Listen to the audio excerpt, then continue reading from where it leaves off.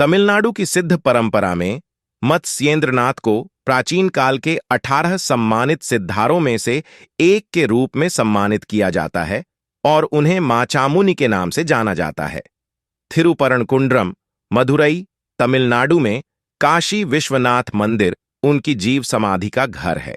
वह 9 संतों या नवनाथ में से एक थे और भारत के महाराष्ट्र में व्यापक रूप से लोकप्रिय हैं। जीवनी में उनका वर्णन समय के नियमों से परे एक व्यक्ति के रूप में किया गया है जो विभिन्न युगों के दौरान पृथ्वी पर प्रकट हुआ। इतिहासकार इस बात से सहमत हैं कि गोरखनाथ दूसरी सहस्राब्दी ईस्वी के पूर्वार्ध के दौरान किसी समय जीवित रहे थे, लेकिन वे किस शताब्दी में जीवित रहे, इस बारे में कुछ असहमति है। पुरातात्विक और पाठ्य साक्ष्यों पर आधारित अनुमान ब्रिग्स के 11वीं से 12वीं सदी के अनुमान, साक्टस से लेकर ग्रियर्सन के 14वीं सदी के अनुमान तक हैं। सारई गोरखनाथ को हिंदू परंपरा में महायोगी या महान योगी माना जाता है।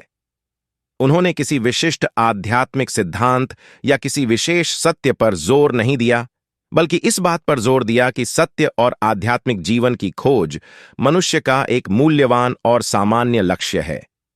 गोरखनाथ ने समाधि तक पहुंचने के साधन के रूप में योग, आध्यात्मिक अनुशासन और आत्मनिर्णय के नैतिक जीवन का समर्थन किया। हाई गोरखनाथ, उनके विचार और उनके योगी ग्रामीण भारत में अत्यधिक लोकप्रिय रहे हैं। उन्हें समर्पित मठ और मंदिर भारत के कई राज्यों में पाए जाते हैं, विशेष रूप से इसी नाम के शहर गोरखपुर में। गोरखनाथ कब थे, इस पर इतिहासकार असहमत हैं। ब्रिग्स का अनुमान 11वीं से 12वीं सदी का है, जबकि एबॉट का तर्क है कि बाबा फरीद दस्तावेज और ज्ञानेश्वरी पांडुलिपियां गोरखनाथ को 13वीं सदी में बताती हैं। बैट ग्रियर्सन गुजरात में खोजे गए साक्ष्यों पर भरोसा करते हुए 14वीं शताब्दी का सुझाव देते हैं।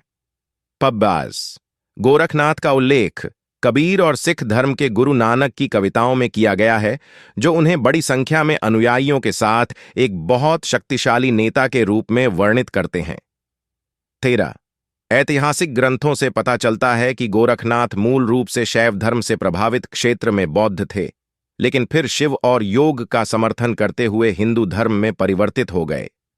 14 गोरखनाथ ने कुमारिला और आदि शंकराचार्य के विचारों के एक उत्साही प्रतिपादक के रूप में जीवन व्यतीत किया, जिन्होंने उपनिषदों की यौगिक और अद्वैत वेदांत व्याख्या का समर्थन किया। 15 गोरखनाथ ने मध्यकालीन भारत में द्वैतवाद और अद्वैतवाद के विवाद को व्यावहारिक दृष्टि से निरर्थक माना। बनर्जी के अनुसार उन्होंने इस बात पर जोर दिया कि चुनाव योगी का है और किसी भी मार्ग से आध्यात्मिक अनुशासन और अभ्यास व्यक्तिगत अभूतपूर्व चेतना की पूर्ण रूप से प्रकाशित समाधि अवस्था की ओर ले जाता है। 16 गोरखनाथ की जीवनी में कई बार उनके पृथ्वी पर प्रकट होने का वर्णन मिलता है। किंवदंतियां जन्म का समय या स्थान नहीं बताती हैं और उन्हें अलौकिक मानती हैं। 17 उत्तर भारतीय जीवनी से पता चलता है कि उनकी उत्पत्ति उत्तर पश्चिम भारत, पंजाब, कुछ में पेशावर से हुई थी। 27 बंगाल और बिहार की अन्य जीवनी से पता चलता है कि उनकी उत्पत्ति भारत के पूर्वी क्षेत्र असम से हुई थी। 17 उपलब्ध आत्मकथाएं गोरखनाथ के आध्यात्मिक अवतरण के विभिन्न अभिलेख प्रस्तुत करती हैं। सभी लोग आदिनाथ और मत्स्येंद्रनाथ को उनके पूर्ववर्ती 2 शिक्षकों के रूप में नाम देते हैं। हालांकि एक विवरण में आदिनाथ से पहले के 5 गुरुओं की सूची दी गई है और दूसरे में मत्स्येंद्रनाथ और गोरखनाथ के बीच 6 शिक्षकों की सूची दी गई है।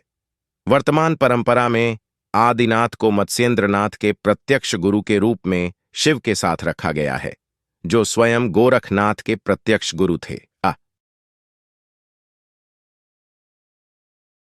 गोरखनाथ के गुरु मत्स्येंद्रनाथ थे। मत्स्येंद्रनाथ, जिन्हें लोग स्वयं शिव का अवतार मानते थे, एक योगी एवं अत्यंत उच्च स्तर के दिव्यदर्शी थे। वे बस नाम भर के मनुष्य थे, वास्तव में वे बहुत पहुंचे हुए थे। लोगों से बहुत अलग, बहुत दूर एकाकी जीवन बिताते थे।